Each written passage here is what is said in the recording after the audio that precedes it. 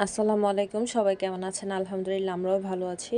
আজকে রাতের বেলা বের হয়ে গিয়েছিলাম কিছু টুকিটাকি জিনিস কেনার জন্য। মূলত আমার একটা মাল্টি প্লাগের খুবই প্রয়োজন, তো এর জন্য আমরা চলে গিয়েছিলাম বেস্ট বাইতে। আর ওইখানে যাওয়ার পরে দেখি অনেক অনেক জিনিস, দেখতে তো খুব ভালোই লাগতেছিল। আমি বলতেছিলাম এটা কিনে দাও, ওইটা কিনে দাও। যাক, এত কিছু কেনা হয়নি, কিন্তু আলহামদুলিল্লাহ যা কিনেছি। আর এখানে কিছু কিউট কিউট হচ্ছে মামপট, দেখতে খুবই ভালোই লাগতেছিল। মূলত আমরা যেটার জন্য গিয়েছিলাম মাল্টিপ্লাক, ওইটা আমরা যেরকম চাচ্ছিলাম পাইনি, কিনতে পারিনি।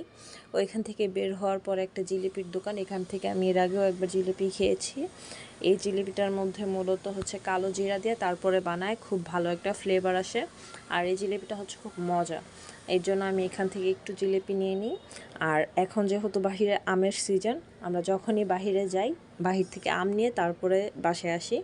আর যখন রাস্তা দিয়ে হেঁটে হেঁটে যাচ্ছিলাম, দেখছিলাম যে কিছু কসমেটিক্সের দোকান, ছোট কিছু মেলার মতো নিয়ে অনেক কিছু নিয়ে বসছে।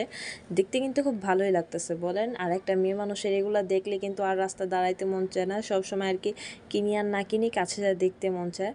যখন আমি বাসার দিকে চলে আসি তখন ঝালমুড়িওয়ালাকে দেখলাম, তো ওনার ঝালমুড়িগুলো মজা হয়, এর জন্য ঝালমুড়ি নিয়ে নিয়েছিলাম।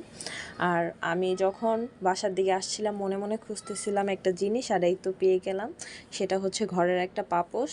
আর দেখেন এই ছোট পাপোশগুলো কত কিউট না, আমার কিন্তু খুব ভালো লাগে, কিন্তু আমার এখনও কেনা হয়নি। আমি কিনতে চাইলেও আমার হাজব্যান্ড কিনতে দেয় না, বা আমি ওকে কিনতে বললো ওকেও কিনে দেয় না। তো মূলত আমার যেটা প্রয়োজন ছিল একটা বড় একটা পাপোশ, আমি পাপোশ নিয়ে নিই।